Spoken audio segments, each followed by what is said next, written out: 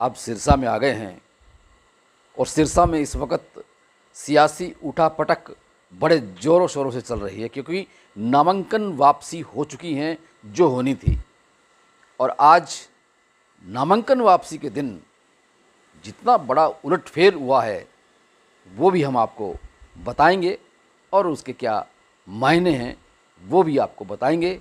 लेकिन उससे पहले देखिए आप ये वीडियो और उसके बाद फिर चर्चा करते हैं, विश्लेषण करते हैं। मैं हूं इंद्र मोहन शर्मा, आपके साथ आपका दोस्त। देखिए वीडियो। तो जैसे अभी गोपाल कांडा जी को जो है अभय सिंह ने भी समर्थन दिया था, तो क्या अभी ये मैं वहाँ की बात नहीं करता, मैं सिरसा शहर की बात करता हूँ। मैं साधारण सा कार्य करता हूँ, भारतीय जनता पार्टी का जमीन से जुड़ा हुआ हूँ।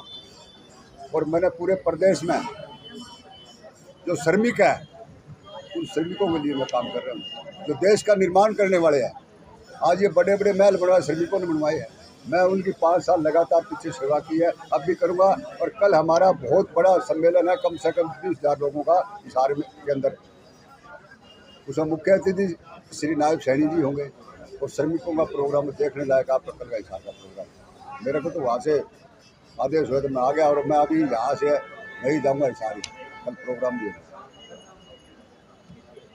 हम मान के चलें कि अब डोर टू डोर भी उनके साथ रहेंगे? बिल्कुल जाएंगे। पूछो आप कार्यकर्ता क्यों जाओगे? कोई ऐसी बात नहीं भाई खबर की सब बोल दिया जी। माइक देना, माइक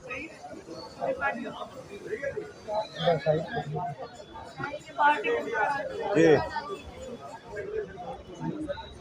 क्या फैसला लिया गया?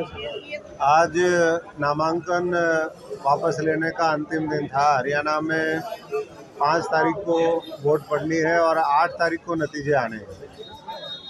और ऐसे में रोहतास जांगड़ा जी, जांगड़ा परिवार भारतीय जनता पार्टी का समर्पित परिवार है। 1994 में जब उनको मौका मिला वो चुनाव लड़े, उसके बाद 2009 में चुनाव लड़े। अब फिर एक बार उनको पार्टी ने मौका दिया, लेकिन सारे हालात और जिस तरह का माहौल है उसको देखते हुए उन्होंने, तमाम साथियों ने, सबने मिलकर के फैसला किया कि क्योंकि वोटों का हमें विभाजन रोकना है और प्रदेश में तीसरी बार नायब सैनी जी, नरेंद्र मोदी जी के नेतृत्व में सरकार बनानी है, तो ऐसे में भारतीय जनता पार्टी अपना जो हमारे उम्मीदवार यहाँ से रहे वो आज विड्रॉ किया उन्होंने। और जिन्होंने 5 साल सरकार को समर्थन दिया, पिछले लोकसभा चुनाव में पार्टी को, मुझे व्यक्तिगत तौर पे भी और पार्टी को भी समर्थन दिया, तो भाई गोपाल कांडा जी को भारतीय जनता पार्टी पूरा समर्थन वो करेगी। सारे साथी पूरे उत्साह के साथ लगेंगे। और सबसे पहले हमें मोदी जी का जो लक्ष्य है विकसित भारत बनाने का, उसमें विकसित हरियाणा भी होगा, विकसित सिरसा भी होगा, हर व्यक्ति उसमें खुशहाल हो। फिर चोर लुटेरे जो पहले, आज से 10 साल पहले इस प्रदेश में राज करके गए, तो ऐसे में मैं समझता हूँ कि समर्पित भाव से इनको पार्टी ने जब मौका दिया तो ये खूब मजबूती से लड़े। आज प्रदेश के हित में, इलाके के हित में जब इनको त्याग करना था तो आज इन्होंने त्याग करने का भी ये फैसला लिया। तो हम सब लोग, वैसे तो बहुत कठोर मन से ये फैसला करना पड़ता है, इतना आसान नहीं होता, लेकिन ये हिम्मत की बात होती है। हम जांगड़ा जी का बहुत बहुत धन्यवाद करते हैं और उम्मीद करते हैं कि पार्टी भी इनके बारे में बहुत बढ़िया सोचती है, तभी इनको तीसरी बार उम्मीदवार बनाया, ऐसे तो नहीं बनाया।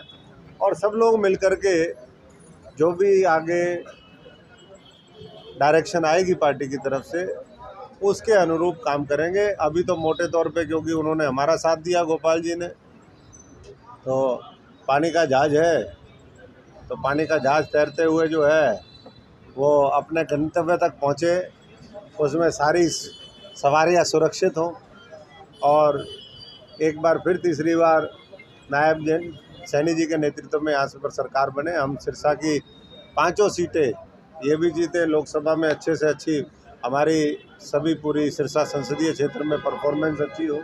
सब लोग उस काम पे लगे हुए हैं धीरे धीरे, और पार्टी का जो आला नेतृत्व है उनके भी कार्यक्रम बनेंगे। तो मैं एक बार फिर सभी साथियों का जो यहाँ पर पहुँचे और जिन्होंने ये सब कोई बुलावे पे नहीं आए हैं, ये अपने आप आए जब इनको सबको साथियों को पता चला कि इस तरीके से फैसला हुआ है, तो सब साथियों ने अपनी अपनी बात रखी और सबका जो भाव है, भावना है, उसकी मैं समझता हूँ कि पार्टी हर तरीके से कदर भी करेगी और मिल करके हम काम करेंगे। धन्यवाद। कत्ल ही करना था तो बता दिया होता, अपना शीर्ष खुद ही दे देते। हमें तो अपनों ने लूटा, गैरों में दम कहाँ था। कश्ती वहां पर डूबी जहां पर पानी कम था। सिरसा विधानसभा। तो देखा आपने कि किस तरह से नामांकन वापसी के अंतिम दिन सिरसा विधानसभा सीट के अंदर किस तरह से बड़ा उलटफेर हुआ है। कल तक जो बीजेपी के कार्यकर्ता मीटिंग करके और ये कह रहे थे बीजेपी हाईकमान को कि सिरसा सीट से हमें बीजेपी का ही कोई निष्ठावान कार्यकर्ता चाहिए, बीजेपी उम्मीदवार के रूप में कमल ही चाहिए। बीजेपी हाईकमान ने उस रोष को देखते हुए बीजेपी उम्मीदवार के रूप में रोहतास जांगड़ा को नामांकन भी करवा दिया, बीजेपी उम्मीदवार भी बना दिया, खूब पर्चे भी बांट दिए, खूब प्रचार भी कर दिया, चुनाव कार्यालय भी खोल लिया गया और वोट मांगना भी शुरू कर दिया।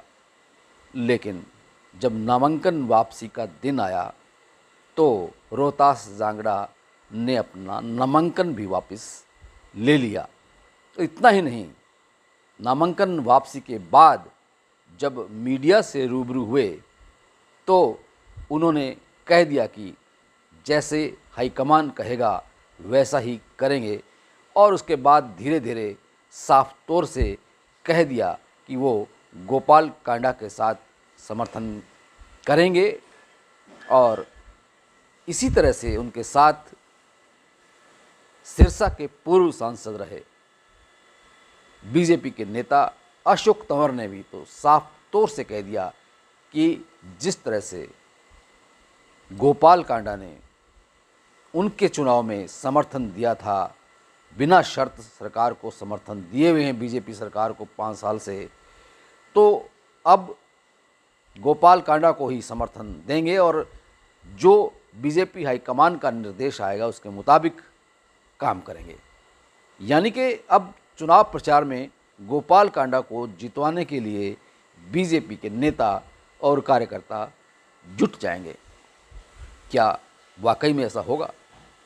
इस बीच एक और जो आपने वीडियो देखी जिसमें बीजेपी के वरिष्ठ युवा नेता अमन चोपड़ा, जो कि हरियाणा के पूर्व मुख्यमंत्री मनोहर लाल खट्टर के राजनीतिक सलाहकार रहे वरिष्ठ बीजेपी नेता जगदीश चोपड़ा के बेटे हैं, और उन्होंने किस तरह से अपना जो भीतर का दर्द है वो बयां कर दिया कि अगर ऐसा ही करना था तो फिर क्यों किया। तो इस तरह से लगता है कि बीजेपी के जो पुराने कार्यकर्ता हैं, जो नेता हैं, वो तन मन धन से गोपाल कांडा के साथ लगेंगे या नहीं लगेंगे ये आने वाले दिनों में स्पष्ट हो जाएगा।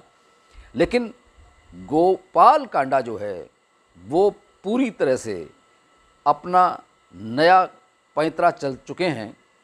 एक और जहां उन्होंने इनेलो और बसपा के गठबंधन के साथ गठबंधन कर लिया है और इनेलो नेता अभय चौटाला ने उनका पूरा साथ देने का वादा कर लिया है, इस बीच अगर बीजेपी के नेता और कार्यकर्ता गोपाल कांडा के साथ खुलकर के आते हैं तो निसंदेह गोपाल कांडा का जो पानी का जहाज, जो चुनाव निशान है, शिप, वह वैतरणी पार कर भी सकता है। लेकिन जिस तरह से उनका मुकाबला कांग्रेस प्रत्याशी गोकुल सेतिया के साथ 2019 में कांटे का मुकाबला हुआ था और उस वक़्त गोकुल सेतिया सिर्फ और सिर्फ 602 वोटों से ही पराजित हुए थे। गोकुल सेतिया का कहना है कि वो कैसे भी हो इस बार जीत दर्ज करवाएंगे। लेकिन क्या ऐसा हो पाएगा? जो पानी का जहाज़ गोपाल कांडा का चुनाव निशान है वह कहीं टाइटैनिक तो नहीं बन जाएगा। हम तो डूबे तुमको भी ले डूबेंगे सनम, ये कहावत तो चरितार्थ नहीं हो जाएगी। हालांकि गोकुल सेतिया का ये मानना है कि वो इस बार ज़रूर जीतेंगे, लेकिन गोपाल कांडा और उनके समर्थक भी साफ तौर से कह चुके हैं कि वो इस बार भारी मतों से जीतेंगे। इस बीच निर्दलीय प्रत्याशी चार्टर्ड अकाउंटेंट CA दरवेश स्वामी ने साफ तौर से खुल करके कह दिया है मतदाताओं से संपर्क करते हुए कि इन किसी नेताओं के जाल में न फंसें, उनके बहकावे में न आएं, क्योंकि जिस तरह से नशे के गर्त में युवा डूबा हुआ है सिरसा का, और उसको निकालने के लिए गर्त से कोई प्रयास किसी भी नेता ने नहीं किया, न शिक्षा के बारे में, न रोज़गार के बारे में, और न इस नशे की लत से छुटकारा दिलाने के लिए। तो क्या ऐसे में मतदाता दरवेश स्वामी की तरफ जाएंगे या गोपाल कांडा और गोकुल सेतिया के बीच बटेंगे? किसकी जीत होती है, किसकी हार होती है, ये तो खैर आने वाले चंद दिनों में स्पष्ट होने लगेगा। लेकिन ये तय है कि इस बार मुकाबला बड़ा ही दिलचस्प होगा और कांटे का होगा।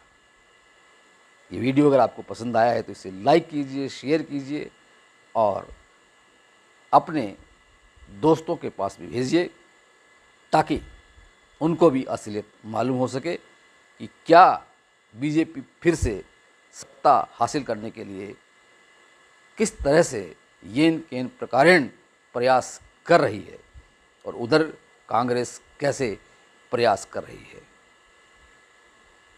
आपका बहुत बहुत धन्यवाद, बहुत बहुत शुक्रिया।